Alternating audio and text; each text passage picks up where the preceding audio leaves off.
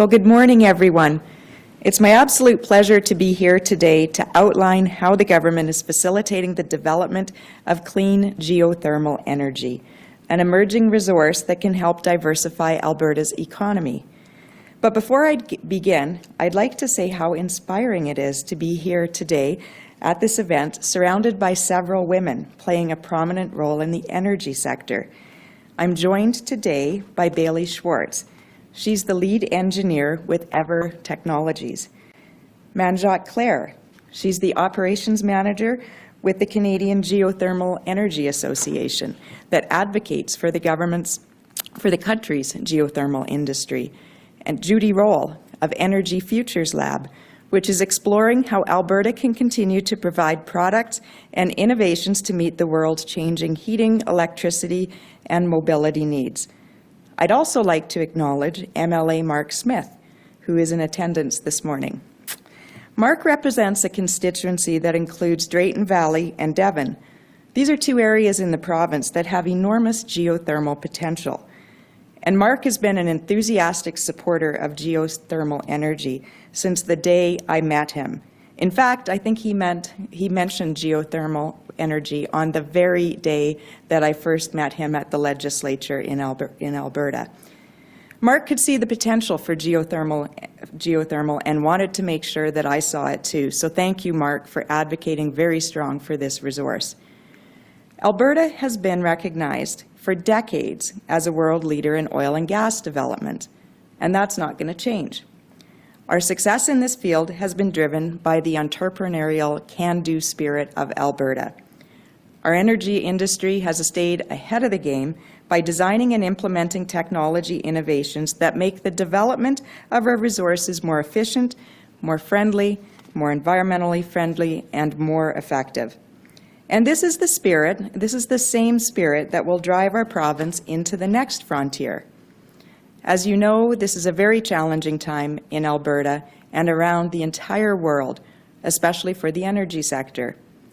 To help address these challenges here at home, we've introduced Alberta's Recovery Plan, which includes a multi-pronged approach to support our oil and gas sector and to build upon its strengths to diversify the province's economy. This will lay the groundwork for future prosperity. This includes revitalizing our natural gas sector, and you heard our announcement about that yesterday. It includes exploring the feasibility of nuclear energy through small modular reactors. And it also includes the largely untapped potential of geothermal energy, energy created by the heat of the earth, energy that provides both heat and electricity. Using made-in-Alberta innovation from decades of drilling experience in our oil and gas sector, we have the potential to be a leader in developing this sustainable energy resource. We have the potential to be a leader around the entire world. The Everlight demonstration project near Rocky Mountain House, which Bailey helped design, and you'll hear more about that today, is an excellent example of this potential. Construction of their facility is already underway, and Eavor has been working with established Alberta companies such as Precision Drilling and Certus Oil and Gas to bring it into operation. With this facility now up and running, Eavor has shown that the future of this industry looks bright and that Alberta-made technology will play a very much leading role. The potential of the geothermal industry is here and now, and it's crucial that the Alberta government keeps pace. In recent years, companies have expressed a growing interest in developing this energy here in Alberta. But the lack of clear rules and a clear and certain regulatory regime has been somewhat of a barrier for the industry. That's why, as part of our recovery plan, the Alberta government is developing a new policy and regulatory framework to create the conditions to harness the Earth's geothermal potential. Currently, right now, geothermal projects are approved on a case-by-case basis, with some companies working within the province's oil and gas regulatory framework. In Eavor's case, the company has partnered with Certus Oil and Gas to build and test their technology on an inactive oil and gas site. As such, Eavor is following the same rules as the oil and gas producers, even though the products and processes that they use are somewhat different. Other initiatives currently underway in Alberta are proceeding under similar processes. That includes Razor Energy's oil geothermal co-production project near Swan Hills. It also includes Alberta No. 1, which is exploring the geothermal potential near Grand Prairie. But approving these projects on a one-off basis is not ideal, and it does not provide the predictable policy and regulatory framework that investors look for. That's why we are bringing in policy to provide certainty and to set up an efficient and predictable regime. Through this new policy, which will be introduced by legislation in the legislature this fall, we will clarify the rules and processes, we will establish the framework and legislative authority around land use and liability management, and we will also protect landowners and mineral rights owners. Our geothermal policy will also consider environmental obligations, public safety, and the rights of landowners and mineral rights owners. The ability of geothermal development to repurpose inactive oil and gas sites, like what's occurring with the Eavor project, also has great potential. Reusing the existing infrastructure can significantly limit additional impacts on the lands, while also facilitating investment. To ensure that this policy framework hits the right notes and has the ability to attract investment, the government will be engaging this fall with key industry partners, as well as landowners and mineral rights owners. We'll be doing this prior to implementing the final policy. We want to encourage development in this emerging source of energy, and we are committed to ensuring that it is done in the best interests of all Albertans. This means we must also take into account the unique circumstances and leverage Alberta's advantages. These many advantages, and there are many here in Alberta, the advantages include the ability to explore the identified potential for geothermal, especially in the western parts of the province, the parts of the province that MLA Mark Smith represents, as well as the central parts of the province. Has the ability to repurpose inactive oil and gas sites, has the ability to utilize co-production with oil and gas and maximize the use of energy, the ability to reduce emissions and provide electricity to heat municipalities, industry, Indigenous communities, and remote areas in the province. Alberta's position as a leader in drilling and developing resources lends itself naturally to the development of geothermal energy. Once again, Eavor's demonstration project is a perfect example. Drawing on steam-assisted gravity drainage technology that's been developed for use in Alberta's oil sands, drawing on this technology, Eavor was able to design their own closed-loop, scalable geothermal system to pull the natural heat originating far below the Earth's surface. In a few moments, I'm excited about this. In a few moments, Bailey will tell us more about this technology. But before moving on, I'd like to pause and acknowledge the contributions of Derek Riddell, who played an integral role in bringing this Eavor project to fruition. Unfortunately, he passed away a few weeks ago. My sincerest condolences go out to his family and to his colleagues at Eavor. As Derek, Bailey, and the team at Eavor have demonstrated, developing leading-edge technology takes vision, passion, and dedication. Innovations like this show how Alberta has the potential to be the next generation of geothermal engineering. Taking steps to encourage development will help develop the resource here in Alberta. It will help attract investment, and it will help create jobs. It also puts Alberta in the position to be an international leader in geothermal development. Alberta already has a rich history at being at the forefront of oil and gas and being at the forefront of resource innovation. Establishing a new regulatory and policy framework for geothermal will help more sustainable, low-emitting projects like this one, like the Eavor project, will help it move forward, reinforcing Alberta's reputation as a responsible energy producer. Thank you again for joining us today. I'd now like to invite Bailey to provide some more details on their exciting project that's underway in Alberta. She will then be followed by Manjot and Juli. Bailey, over to you.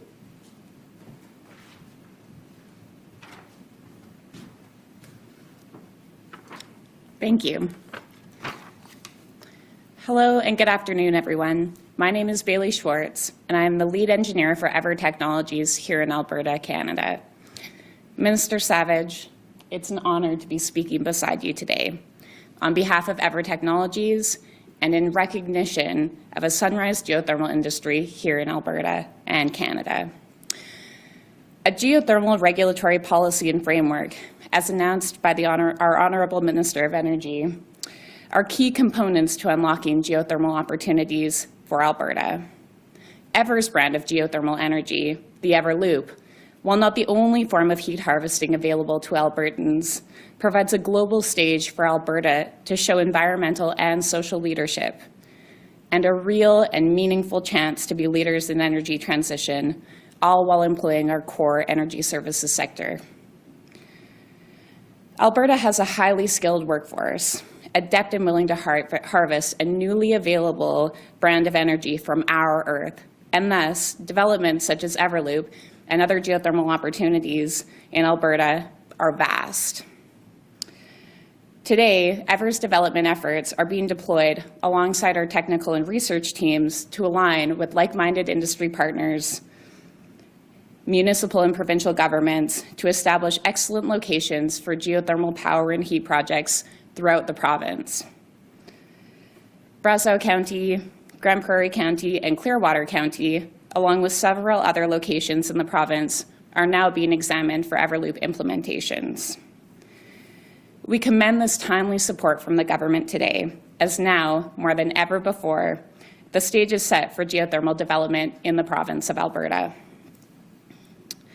Eavor is intent to lean in on this true opportunity to green our barrel with an energy transition effort that preserves and builds off of our past, evolving into the present and the future. Eavor is the world's first truly scalable, clean, baseload and dispatchable form of power generation, steeped in technology developed and perfected here in the Alberta oil sands and energy sector. It is exciting and satisfying to know that innovations, such as multilateral drilling techniques and more, that were designed for the more traditional energy sector, have found a home in a green and clean solution like the Everloop. It's a wonderful swords into plowshares story for Eavor and for us all. Thank you. And now I'll invite Manjot from Kengia to the podium.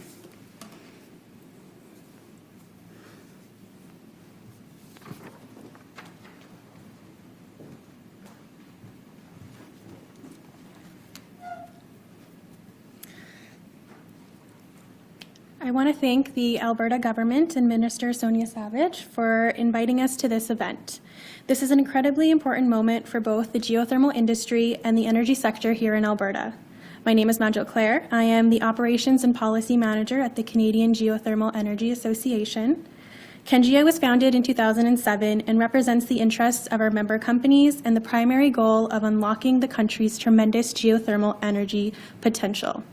Kengia has spent numerous years advocating for the geothermal industry in both Alberta and the rest of Canada, and to see this level of progress is remarkable. Alberta itself has significant geothermal potential, not only as a natural resource, but as a way to create jobs, boost the economy, reduce greenhouse gas emissions, and move towards a more sustainable Alberta. The province has accessible geothermal resources suitable for district heating and other space heating opportunities. Some locations can also support electricity projects. Within Alberta, there are 3 main geological regions for geothermal resources. They include the Rocky Mountains, the Western Canada Sedimentary Basin, and the Canadian Shield. Each geological region of Alberta can present distinct geothermal systems for utilizing geothermal energy. Geothermal energy can provide competitively priced, renewable baseload energy to the Alberta market and is a part of the solution to growing concerns about securing sustainable and cost-effective energy sources. It is important to recognize that these new policies will help integrate renewable resources into Alberta's already existing energy industry. The geothermal industry also has an ample amount of job transferability opportunities from mining, drilling services, to oil and gas extraction. This is an opportunity that will provide workers jobs with high transferability and no learning curve. The geothermal industry can also provide Indigenous communities across Alberta with social, economic, and environmental benefits for themselves and their traditional lands. This is the type of policy change our generation wants the government to make, and Alberta is delivering on making our future more sustainable. Kanjia is looking forward to the new opportunities that will come from this announcement.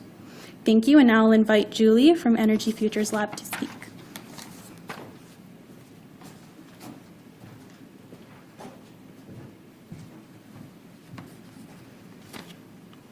Thank you, Bailey, Manjot, and Minister Savage. Since 2015, we at the Energy Futures Lab have been asking ourselves, how can we leverage Alberta's leadership position in today's energy system to create the energy system that the future requires of us? From building a hydrogen economy, to addressing energy poverty, to extracting lithium from oil field wastewater, the answers we've generated to this question have been as diverse as the fellows themselves. However, even with this range of perspectives, we've also found some common ground. For example, we agree that the future energy system must enable a high quality of life for current and future generations by meeting our energy needs reliably and affordably. It needs to enhance the health and well-being of our natural systems and to all Albertans, and it's also imperative that we co-create energy-based partnerships that will move us towards a just reconciliation with Indigenous peoples in Canada. Having grown up in Alberta and worked in upstream oil and gas for over 10 years, I know the immense value that this industry has brought to our families, to our communities, to our province, and to all Canadians. That's why I know that diversifying our energy sector is vital to create new economic opportunities while building the energy system of the future. Much of the Energy Futures Lab work is focused on opportunities that demonstrate common ground in a highly polarized system. We call these AND solutions. Geothermal is the perfect AND solution, and I'm not just saying that because I'm a geologist. It's the perfect AND solution because it draws on the skills of our people, the potential within the earth, and the aspirations of a low-emissions future. It's not about producing energy or having a low-emissions environment. It's about producing energy and having a low-emissions environment. In Alberta, as you've already heard, we have great opportunities to utilize geothermal energy for district heating, and in some circumstances, even for power generation. During the COVID-19 pandemic, we've learned a lot about the need for resilience in our systems. Along with our energy system, our food systems, healthcare systems, and education systems have been tested during this pandemic. Geothermal is one way of helping to ensure that Alberta's energy system is resilient and adaptable to a dynamic and ever-changing world. Think of the benefits that drilling a traditional geothermal well has. With up to 4 times the drilling time as conventional oil and gas wells, the drilling industry could put their idle rigs back to work, while a nearby community could generate emissions-free baseload power and heat for the recreation center. We're currently working in partnership to understand what it would take for a First Nation to be able to repurpose an inactive oil or gas well.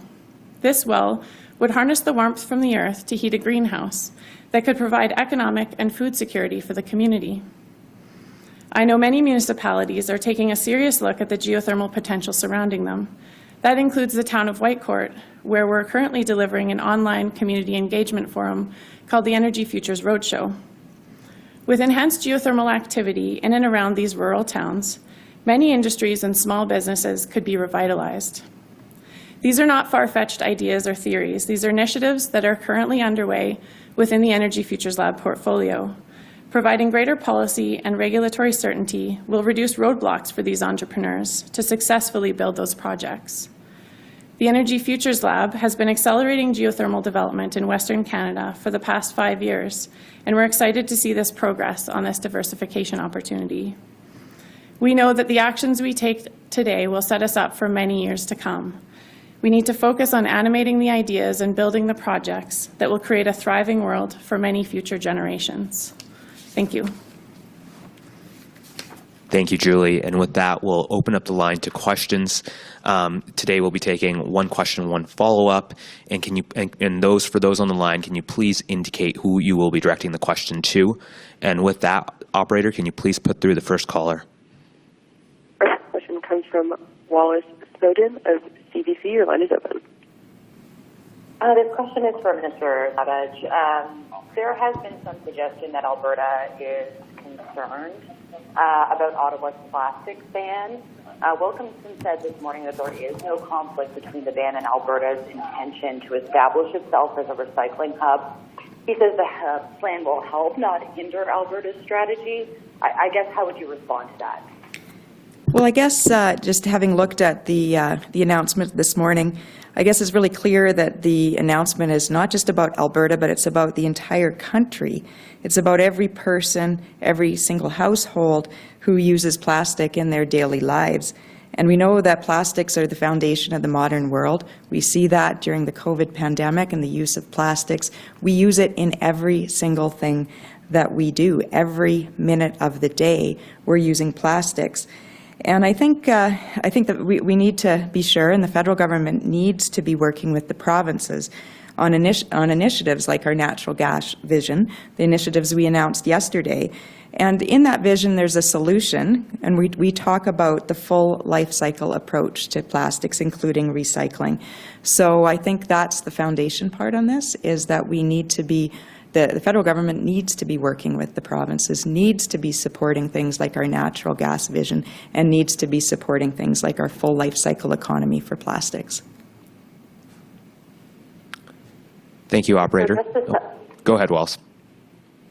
Just to summarize, so do you see then the federal plastics ban infringing on Alberta's strategy to become a continental recycling hub in any way, or do you see these policies as aligned?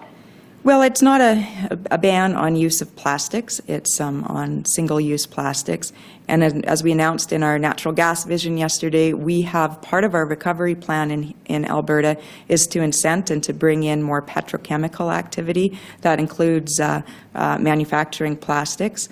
So we would just say that is Alberta's jurisdiction. It's a key part of our economic recovery strategy. So we'll be following that announcement from the federal government and each and every announcement to ensure that it doesn't infringe on our constitutional jurisdiction and to ensure that it doesn't infringe on our ability to recover our economy and doesn't infringe on our ability to diversify our economy. So we're always concerned when Ottawa gets up to a podium and announces any policy. We're always concerned with it, no matter what they're talking about. Thank you, Wallace. Operator, can you please put through the next caller? Our next question comes from Jeffrey Morgan of Financial Post. Your line is open. Hi, thanks for taking my question. First one for Minister Savage on the plastics issue again. Are you concerned that a single-use plastics ban will affect the future market for plastic products that would be produced by petrochemical facilities? Well, I think one thing that we know for sure is the federal government has to send a signal to investors, that Canada is open for business. We do that every single day to suggest that Alberta is open for business. That's what our announcement today is about. Today our announcement is about ensuring that we have a stable regulatory climate, a stable policy climate to advance geothermal. We need to do the same with plastics, and I think a recognition from the federal government that plastics are a part of everyday life in Alberta and around the world, and that there's a positive future. I think that would be helpful for them to ensure that message gets out as well, because those plastics are going to be manufactured somewhere. They're going to be, and if it's not here in Alberta, it's going to increase manufacturing in other places. We want it in Alberta because we need it to diversify the economy and to create jobs. Jeff, do you have a follow-up? Okay, thank you. I do, yes. Focused on the geothermal announcement today. Do you have a projection for when these policies and when this framework would be in place?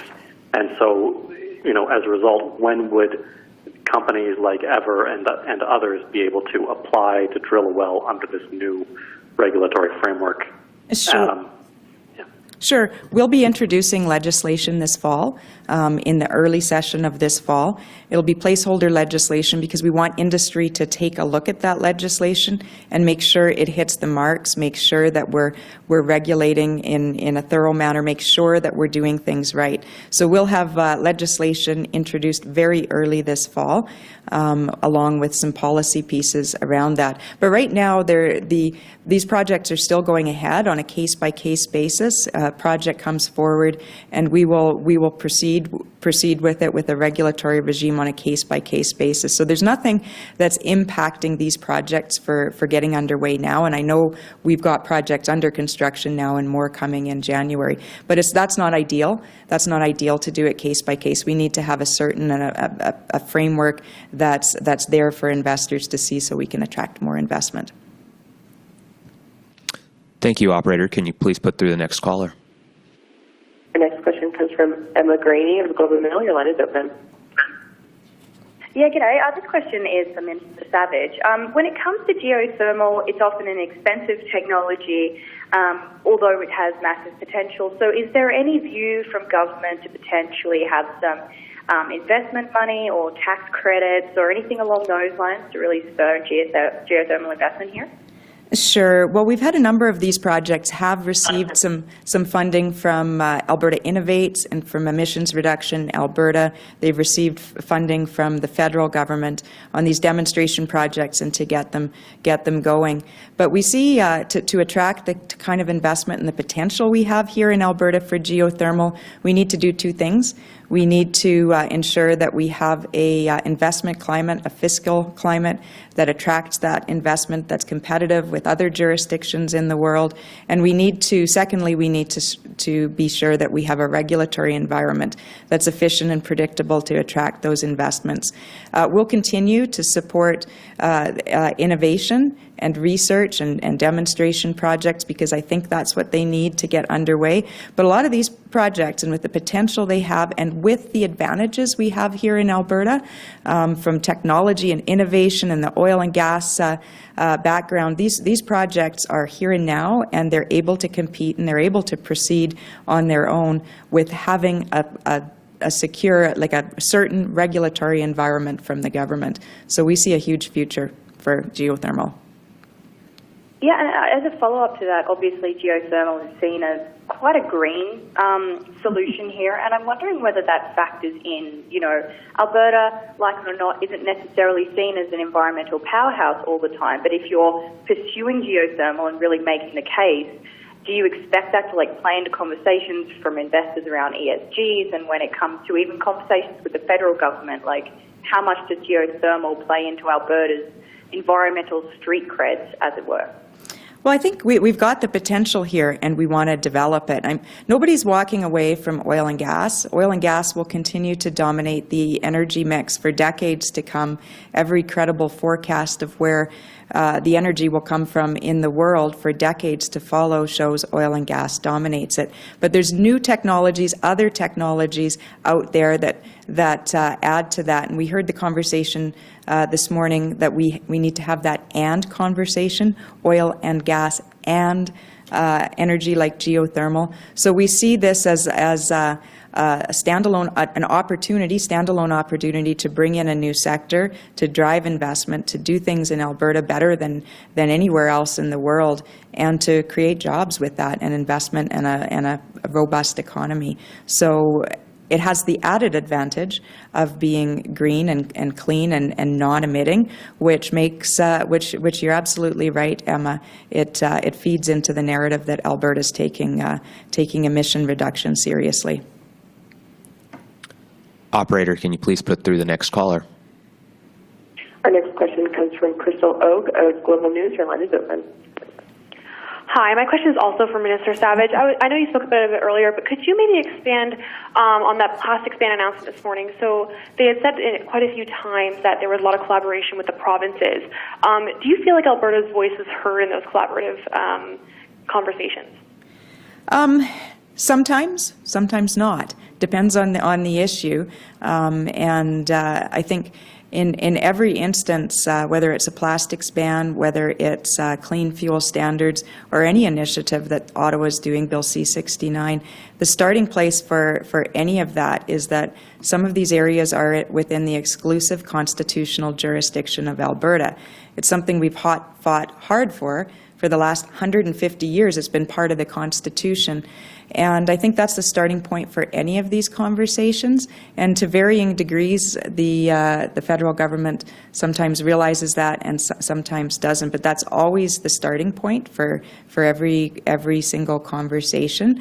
On the plastics ban in particular, I think they need to recognize that we have the right to develop our natural resources. We need to recover our economy. Part of that includes a robust petrochemical industry. And they need to listen to Albertans. They need to listen to every Canadian. And sometimes the federal government goes 90 miles an hour in a particular direction without taking into regard the Constitution or the jobs and livelihoods of Canadians, and in particular Albertans. Thank you, operator. Sorry, follow up. Thanks. Sorry. As a follow up, you were kind of just talking about it, but could you maybe elaborate? Like, how helpful do you think this plastics ban will actually be, and how does that relate in terms of Alberta's plan for combating climate change?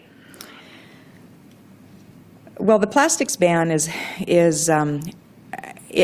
one thing we know for sure is that we have a very robust petrochemical plan here in Alberta. It's part of our natural gas strategy. It's part of our need to recover as a province and create jobs and diversify our economy.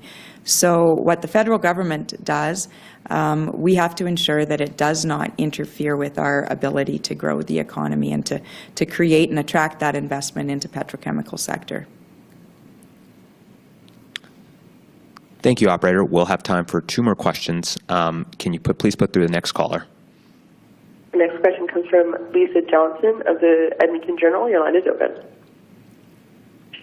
Hi, this question is for Minister Savage. I'm wondering if you can put into perspective, you spoke about putting oil and gas rigs back to work and utilizing some of those sites to develop geothermal projects. How much of Alberta's geothermal projects do you want to see utilizing those oil and gas sites? What's the proportion here? What would be, I guess, greenfield geothermal developments in the province? How much do you see that being?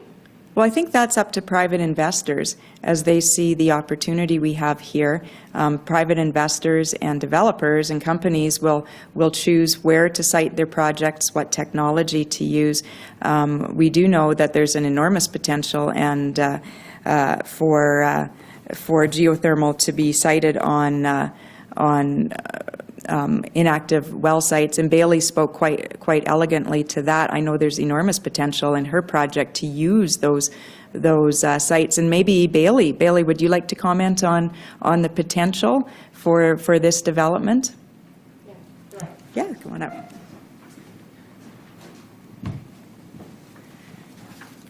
Sure.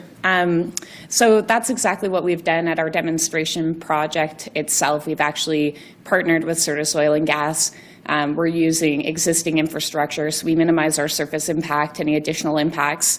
As we evaluate projects on a global basis, we really look at any existing infrastructure that's currently in place that can actually improve either our ability to execute the projects. We would look at existing wells, if that makes sense, existing well sites. Ultimately, it is kind of dependent on the project, but I think there's a huge opportunity, especially in Alberta, and with the technology like Everloop, where there's a large area that it's applicable within. There's certainly a big opportunity that we see to repurpose existing infrastructure and improve efficiency that way. Perfect. Thank you. And last question. Operator, can you please put through the last caller? Our next question comes from Dave Kaiser of 660 News. Your line is open.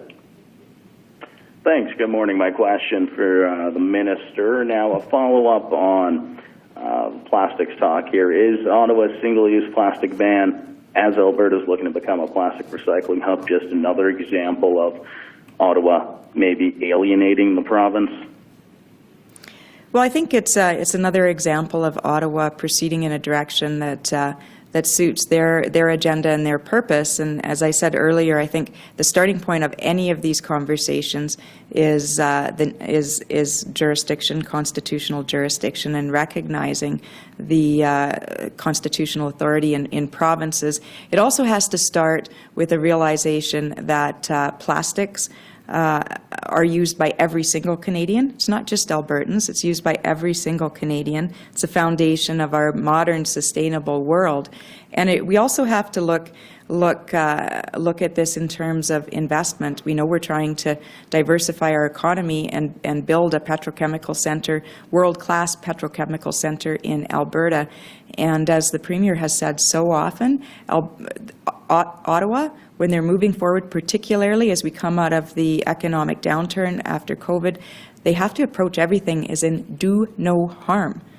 Don't damage us any further. Don't harm any further jobs in Alberta. Stay in your own lane. Stay within your own constitutional bounds and let Albertans get back to work. And that's always the starting point in any of these conversations. Thanks. And now in the last month or so, we're seeing Alberta starting to diversify its economy more and more and look at other sectors. Now this branching into geothermal. As the energy minister, what kind of message do you think that might be sending to oil and gas? Well, I think it's the other starting point is we know, and it's a fact, that oil and gas will continue to dominate the energy mix for decades to come. Every single credible forecast has shown that oil and gas will continue to be used for decades to come. And if it's not used, and if it doesn't come from Alberta, it's going to come from places like Saudi Arabia and Russia.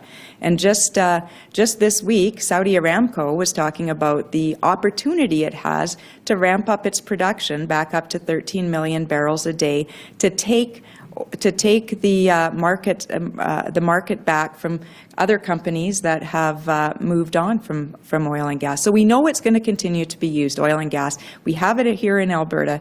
We have the third largest reserves on the planet of oil.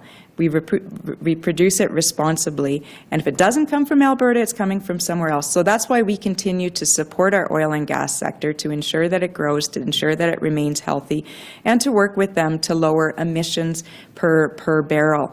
But there's also other opportunities, and every one of those forecasts out there shows that the world will start using other forms of energy, and that includes small modular reactors, nuclear, it includes geothermal, it includes hydrogen. The world is going to be using more of that energy too. And in Alberta, we have the potential to be world leaders in it. We want that investment to come to Alberta. We have the resource here. In fact, we have a lot of advantages in developing the resources here, building on the technical expertise and the decades of experience from our oil and gas industry. So I don't think the two contradict each other at all. They don't contradict each other at all. In fact, our move to diversify our economy, to incent investment in new sectors, actually complements all the work that has been done for decades in oil and gas. Thank you, and that's the end of our press event today. Thank you to all the participants and callers.